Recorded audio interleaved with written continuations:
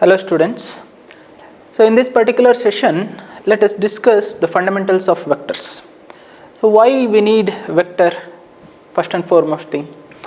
So in order to analyze electromagnetic waves or electromagnetic theoretical concepts, the vector concept is very important. It plays a prominent role in understanding and applying some vector electromagnetic theories onto the real-time examples.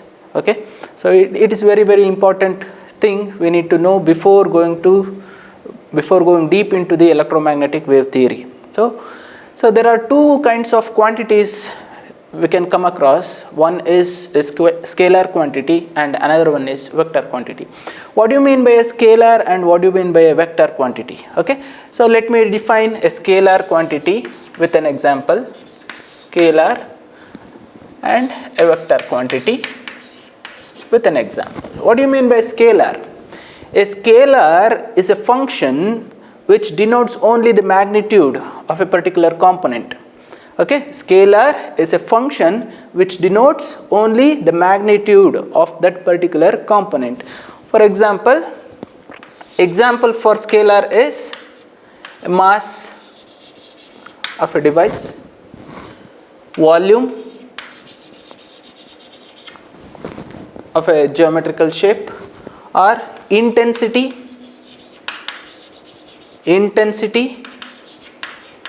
of an image pixel, like that. So which has only the magnitude part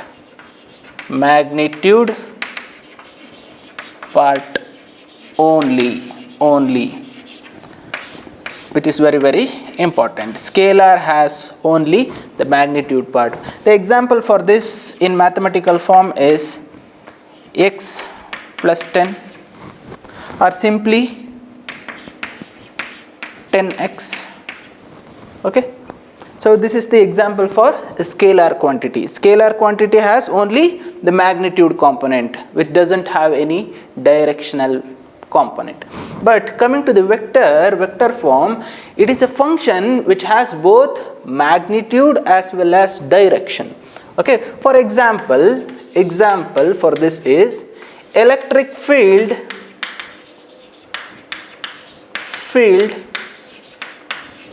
in y direction.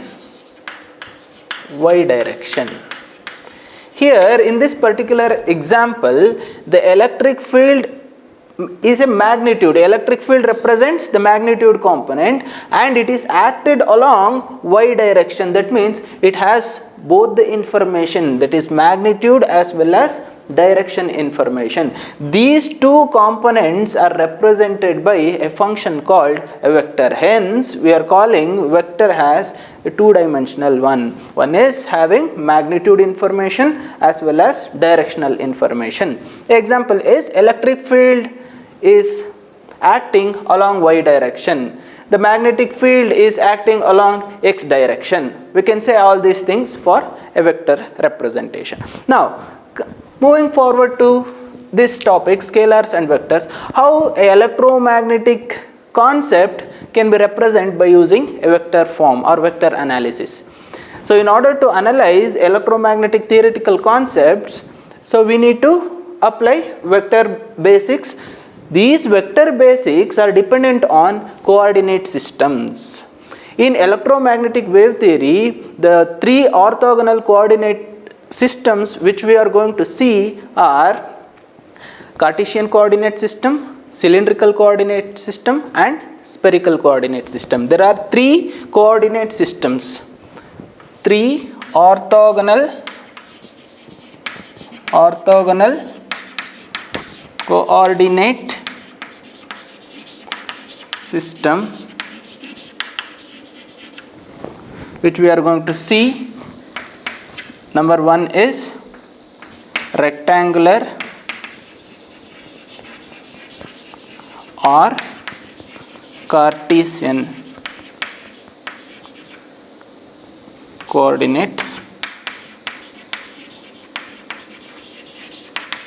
system. Second one is cylindrical coordinate system.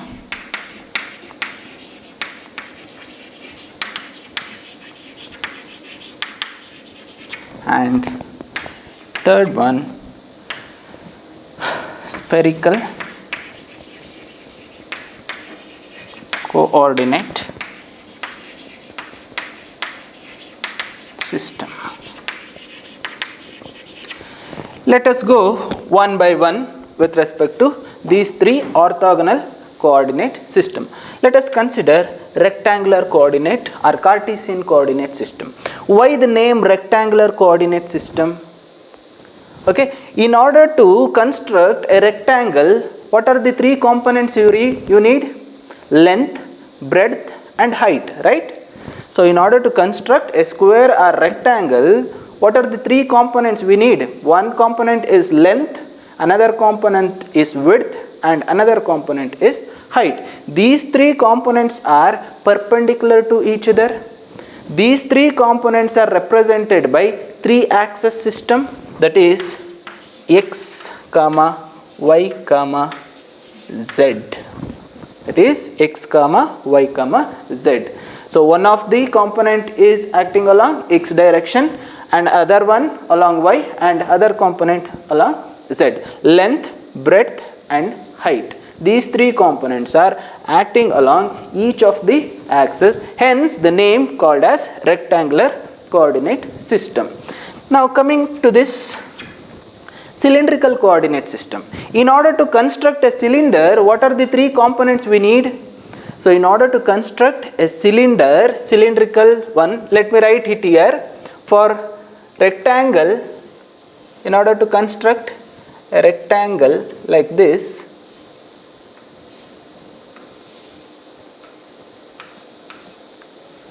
look at this. We need to have length, width, height. These three components we need.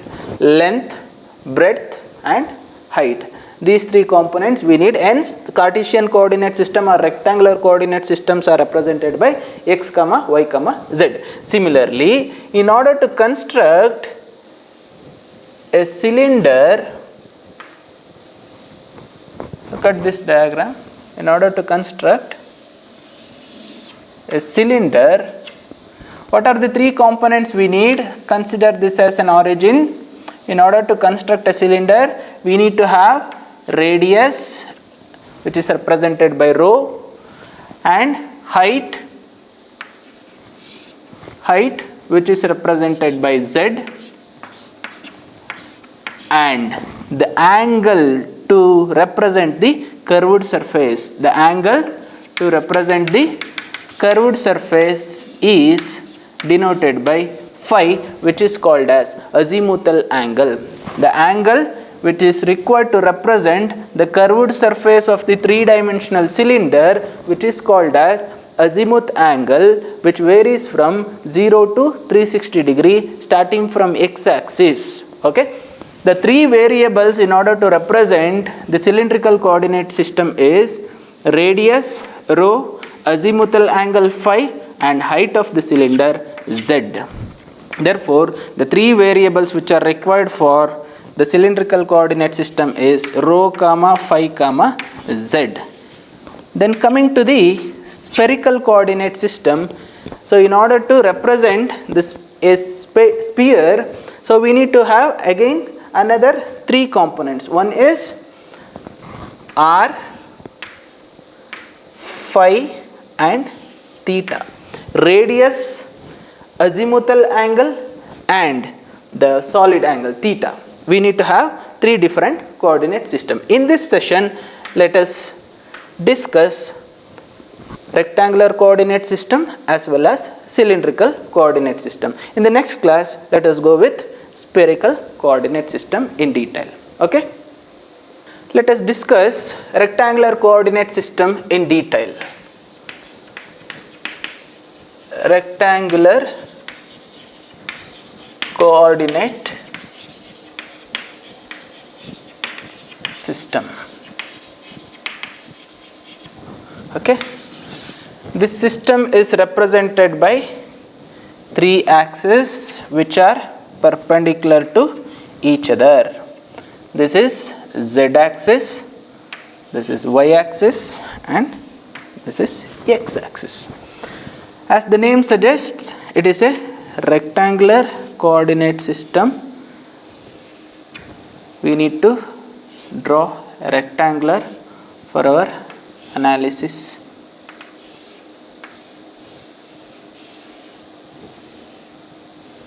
Okay, consider this as a rectangle. So in this particular rectangular systems, which are the components we need to analyze? There are three components which we are going to analyze. The component number one is differential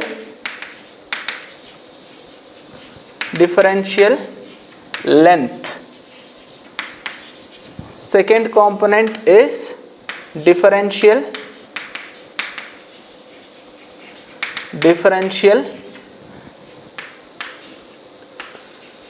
surface area.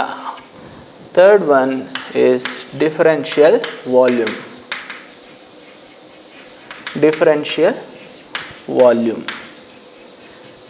These three components need to be analyzed with respect to rectangular coordinate system.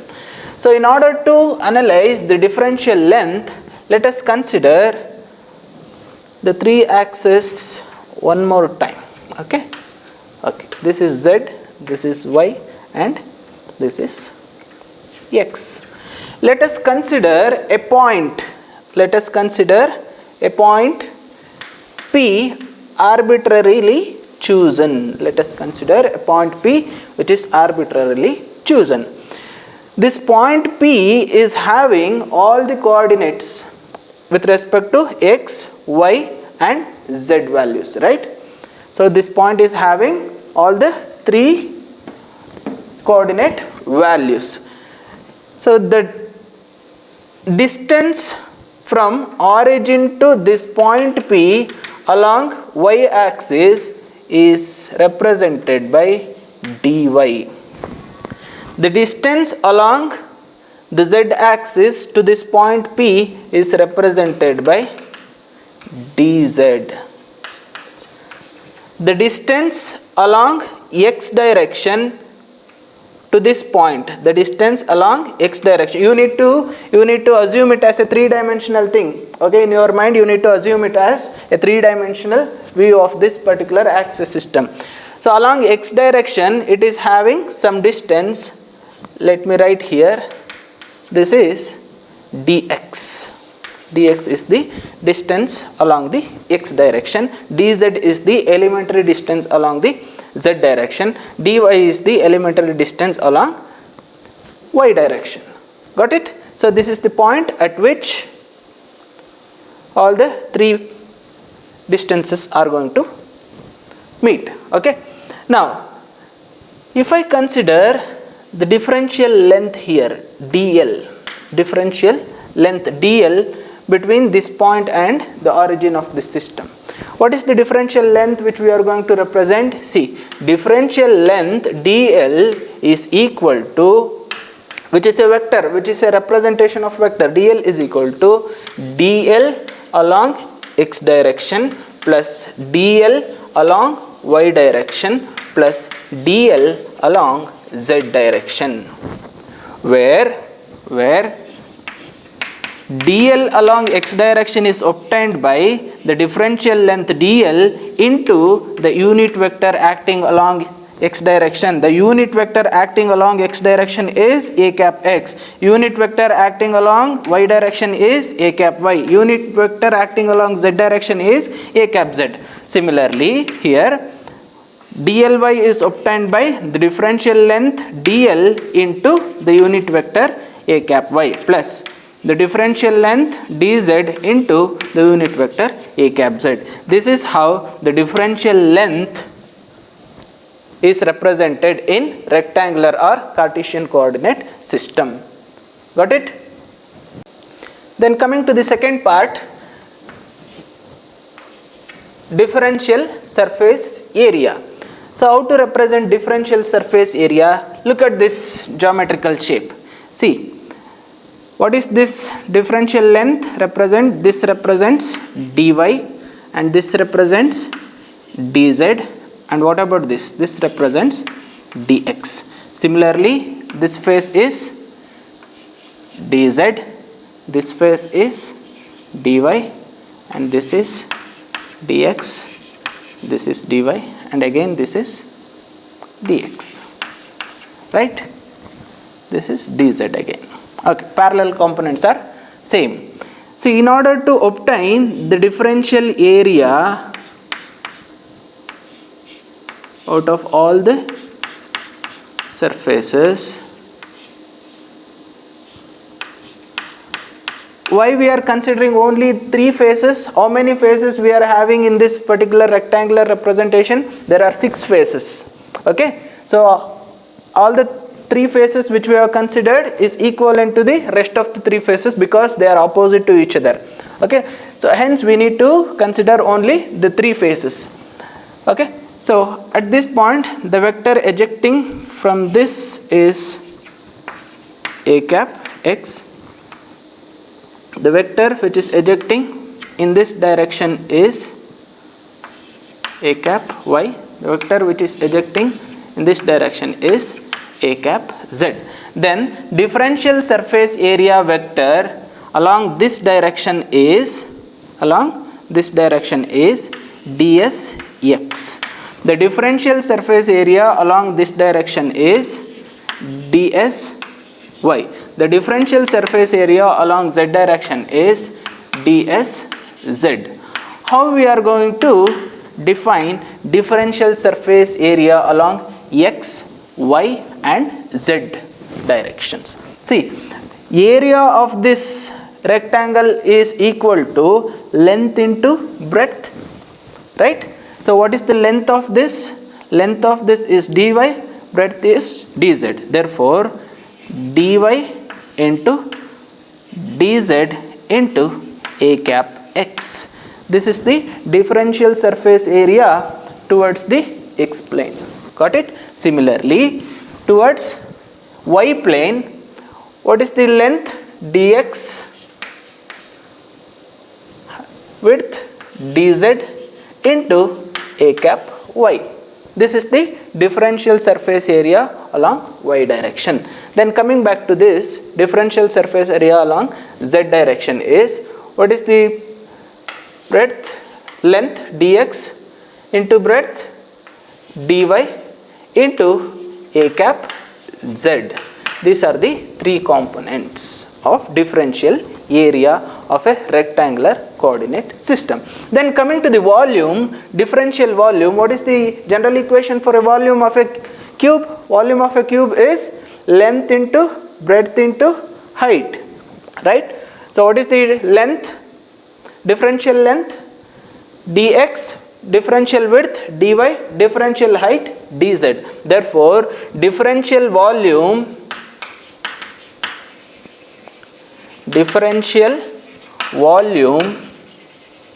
is represented by dv, which is equal to differential length along x direction, y direction and z direction. Indirectly we can call it as length into breadth into height. This gives us the volume. Since these distances are differential distances, then we are going to get differential volume. This is how all the 3 components are analyzed with respect to rectangular coordinate system. Got it? Let us continue with the cylindrical coordinate system. In order to construct a cylinder, we need 3 components as I said earlier. One is a radius, which is represented by rho, it is not r, which is represented by rho, azimuth angle phi and height of the cylinder z.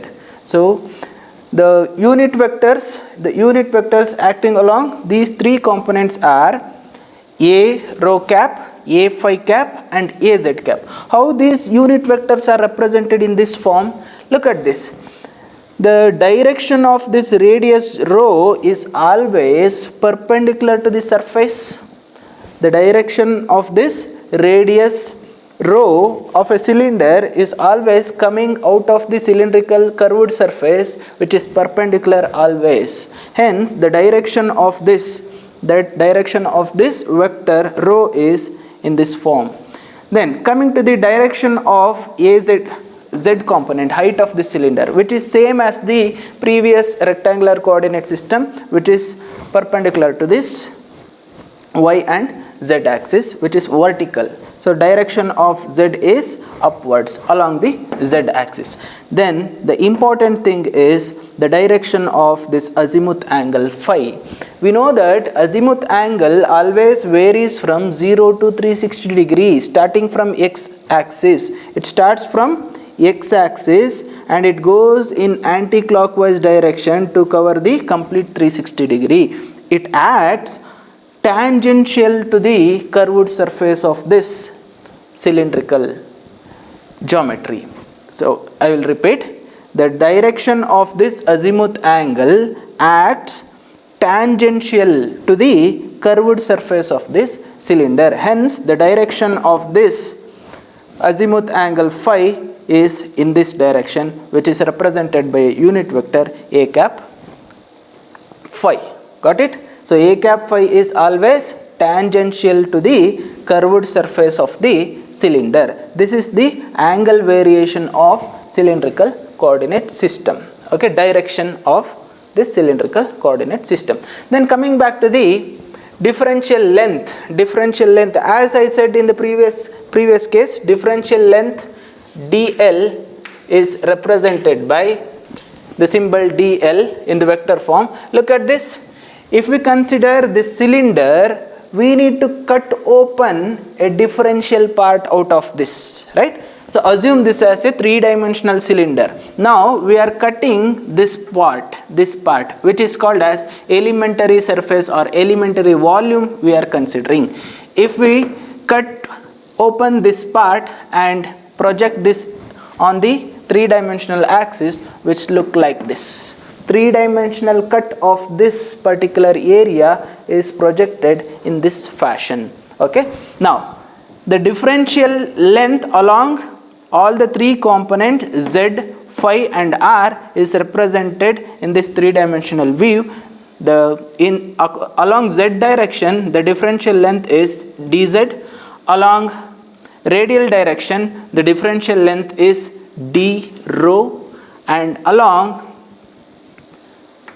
azimuthal angle rho into d phi. Why this is called as rho into d phi? Look at this. Here the differential length along this direction continuously varies. See, it varies continuously. This differential azimuthal length depends on the radius rho. Hence it is represented as rho into d phi. Got it? Since it varies continuously from origin to the surface of this cylinder, it is dependent on rho, that is radius of the cylinder. Hence it is differential length is represented by rho into d phi. Hence the differential length of this particular section is represented by rho into d phi into d rho into dz. Plus into dz. So if we represent this in terms of dl is equal to dl in terms of rho plus dl in terms of phi plus dl in terms of z. So which is represented as dl is equal to rho into d rho into a cap rho plus, so rho into d phi into a cap phi plus dz into a cap z. Differential length is represented by using this equation. Then coming to the differential surface area, those are dsz, ds phi and ds rho. in order to obtain these three components, ds z, ds phi and ds rho. These three components are obtained by using the differential length and the direction of the vector. How to obtain all these things? Differential area of this particular section is obtained by, look at this, in order to obtain dsz, you need to understand this part very carefully. See, the direction of this particular vector is towards the z direction, hence we need to neglect dz component because dz component is parallel to this, hence we need to neglect dz component. We left with only two components. What are those? Rho into d phi into d rho component, along with the direction. What is the directional vector? A cap z. This is the unit vector. dsz is acting along in this direction. Okay, similarly ds phi is acting in which direction? So it is in tangential form, so which is obtained by differential surface area along phi is obtained by using dz and d rho component, because rho into d phi is parallel to this, hence we need to neglect that. By using dz and d rho component we can able to get this. Similarly, differential surface area along rho direction, radial direction is obtained by using dz component and rho into d phi component. By neglecting this d rho direction differential length, we can obtain ds rho component. Let me write here. Okay, dsz is obtained by rho into d phi into d rho into a cap z, and ds phi is obtained by taking dz d rho into a cap phi, then ds rho can be obtained by rho into d phi into dz into a cap rho. Got it? These are the differential surface area of the cylindrical coordinate system. Then the third one, this is the differential length, this is the differential surface area. Third one is differential volume. Differential volume dV is obtained by multiplying three components. One is dz into rho into d phi into d rho. Multiplying these three components, we are going to get differential volume. Differential volume is a scalar quantity. We don't have any direction here. Got it? Okay. In order to represent a cylindrical coordinate system in terms of rectangular coordinate system, let us consider a point P which is chosen arbitrarily at the coordinate x comma y comma z. Now we need to represent this x comma y comma z in terms of cylindrical coordinate system components such as rho, phi and z. So these x, y, z component need to be replaced by rho, phi and z components, and vice versa. Whichever is feasible you can choose.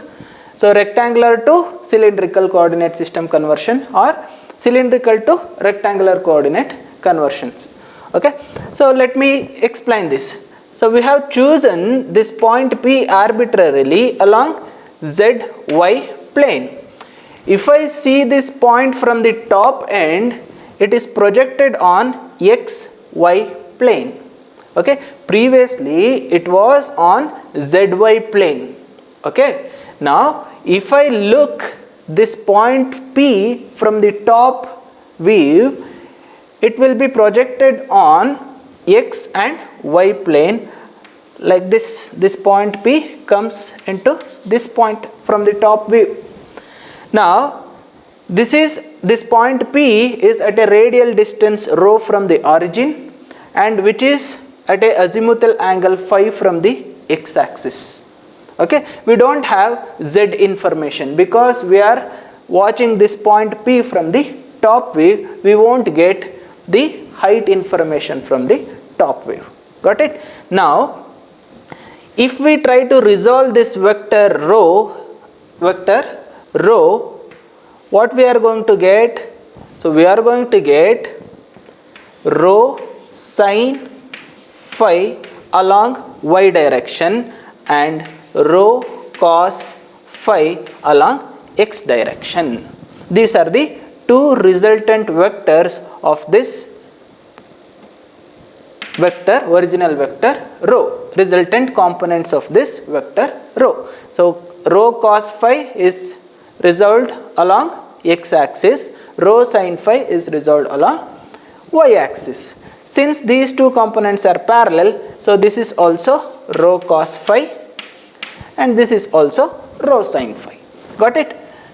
Now, how to represent x? X is replaced by rho cos phi because the resultant vector acting along x direction is rho cos phi. Therefore, I can easily write x as rho cos phi. What about y? Y is replaced by rho sin phi. What about z? Z is same as the previous one, which is z is equal to z. Now, by using this equation, we can convert rectangular coordinate system into cylindrical coordinate system. Then how to convert cylindrical coordinate system into rectangular coordinate system? We need to have three components. One is rho, phi and z. We know that z is equal to z only in both the cases. We need to solve for rho and phi. How to obtain rho? See, in order to obtain this component rho, add these two equations. Okay, add these two equations. Squaring and adding those two, we will get x square is equal to rho square into cos square phi, y square is equal to rho square into cos square phi. Add these two things. X square plus y square is equal to rho square cos square phi plus rho square sin square phi. Take rho square common, we are left with cos square phi plus sin square phi. According to trigonometry, what is cos square phi and sin square phi? Which is equal to unity 1. Therefore, rho square is equal to x square plus y square. Rho is equal to square root of x square plus y square. Simply I can write it as square root of x square plus y square. The first component is over. Now, coming to the second component, phi. How to obtain phi? See, if I divide these two components, I can easily obtain phi. See here, y by x is equal to rho sin phi divided by rho cos phi. Rho and rho gets cancelled, we left with sin phi by cos phi. Don't cancel phi. Okay, this is sin phi and cos phi. Okay, sin by cos is tan phi. Okay, now what we need to have? Phi, right? Phi is equal to tan inverse of y by x. The second component also we have obtained, tan inverse of y by x. We can obtain all the three components by using this solution. So which is helpful in solving problems further. Thank you.